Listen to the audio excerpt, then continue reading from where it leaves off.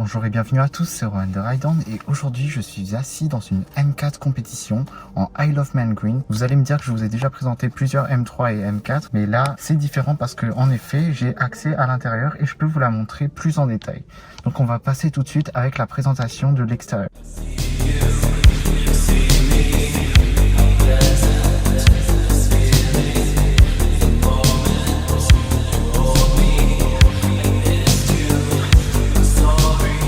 Voilà les amis, comme vous pouvez le voir, j'ai derrière moi une M4 compétition IP G82 en Isle of Man Green. Donc une configuration qui change beaucoup de la M4 que j'avais postée la semaine dernière, qui était toute noire et en Sapphire Black. Donc vous allez voir que sur celle-ci, on a des options un peu différentes. On commence tout de suite avec le pack carbone qui a été sélectionné sur cette voiture. On le voit sur les rétroviseurs, avec le toit. Le petit béquet ici et le diffuseur tout en fibre de carbone. Niveau jantes, on a toujours les 826M toutes noires avec les calipers gold, donc ce qui signifie qu'on a les M Carbon Ceramic Brakes, donc les disques et les calipers ou les étriers de frein comme on le dit en français, qui sont plus légers et qui résistent à des températures plus élevées. Elle a des pneus Michelin Pilot Sport 4S. Regardez la peinture au soleil, c'est magnifique. On voit qu'elle a les projecteurs adaptatifs laser parce que, comme on le voit là, il y a les petits accents bleus sur les phares. Donc tout de suite on reconnaît qu'elle a les projecteurs laser. Des feux laser qui consomment 30% d'énergie en moins que des phares LED à performance photométrique et taille équivalente. Très controversé, on a la grosse grille. Non seulement sur les nouvelles M3 et M4, les grilles de calandre ou les haricots sont verticales, mais les slats sont positionnés horizontalement. Ils n'ont pas encore installé la plaque M4 compétition ici. On remarque le carbone sur ces grosses entrées d'air qui dirigent vers les radiateurs. Partout autour de la voiture, on a les petits badges M4 compétition écrits tout en noir.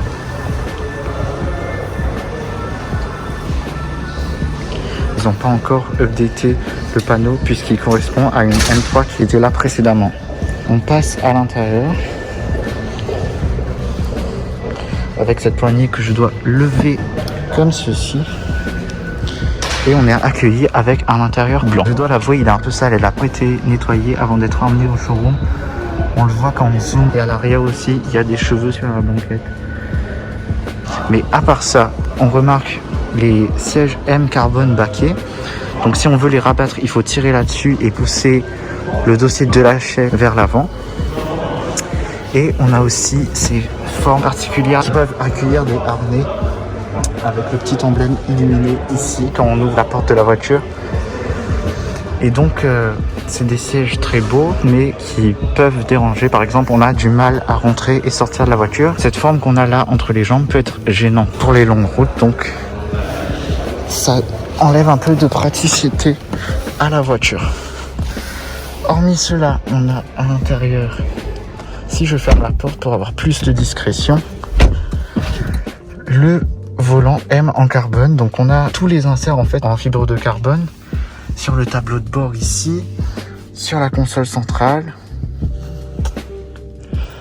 et sur les portières. On remarque qu'on a des haut-parleurs Harman Kardon.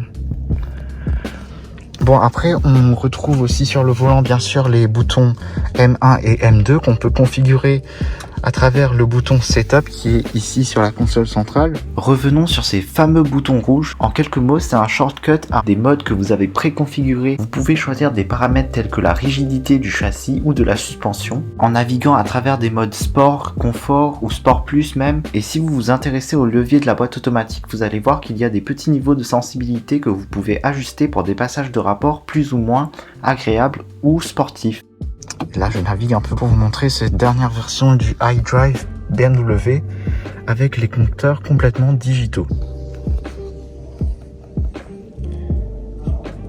À l'arrière, on a moins de place que sur la M3. J'ai essayé de rabattre les sièges pour vous et aller regarder un peu ce que ça donne à l'arrière. Voici comment se dessine le profil de la M3. Je vous mets cette image pour que vous ayez une idée de la différence de place qui pourra être constatée. En supplément, une séquence de la vidéo de présentation de cette dernière qui était positionnée au même emplacement.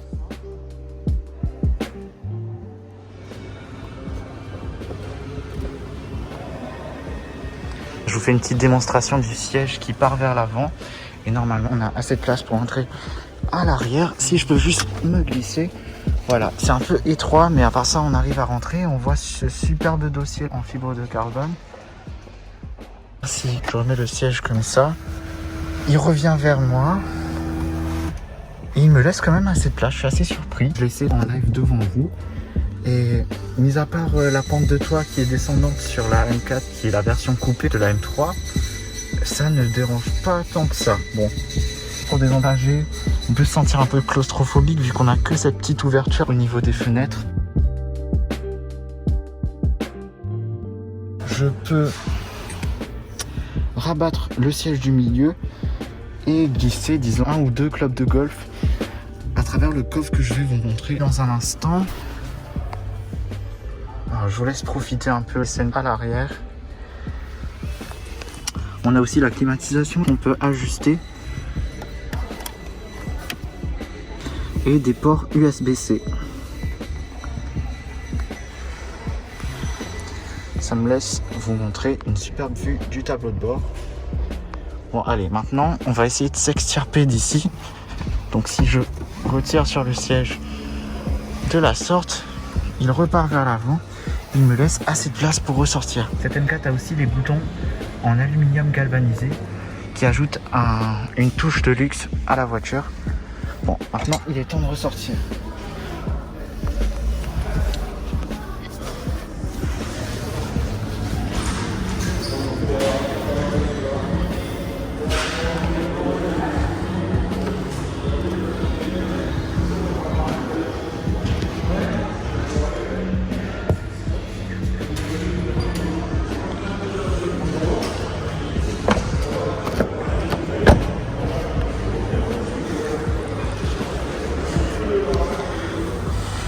Pour ranger vos bagages, vous aurez un coffre d'une capacité de 440 litres, largement suffisant à mon avis, mais vous pouvez aussi utiliser les sièges à l'arrière qui transporteront plus fréquemment des bagages que des passagers. Elle fait un peu moins de 5 mètres de long, 4,80 m pour être précis, et moins de 2 mètres de large, 1,89 m pour être précis. Son poids à vide est de 1725 kg, soit sous la barre des 2 tonnes. Il est temps les amis que je vous parle performances qui sont d'ailleurs similaires à celles de la M3 Compétition. C'est normal puisqu'elle a le même moteur, un 3 litres 6 cylindres, une version révisée du S58 et donc qui produit 510 chevaux à 6000 et quelques tours minute. Ça vous fait 650 Nm de couple et des accélérations impressionnantes. En effet, elle passe de 0 à 100 km/h en 3,9 secondes et est limitée à 250 km/h. La vitesse maximale sur circuit. Voilà les amis, c'est la fin de cette vidéo, je la termine ici et j'espère qu'elle vous a plu et que vous avez maintenant une meilleure connaissance de la M4 et de ce qu'elle peut être à vivre avec, comme je vous ai montré, sa praticité.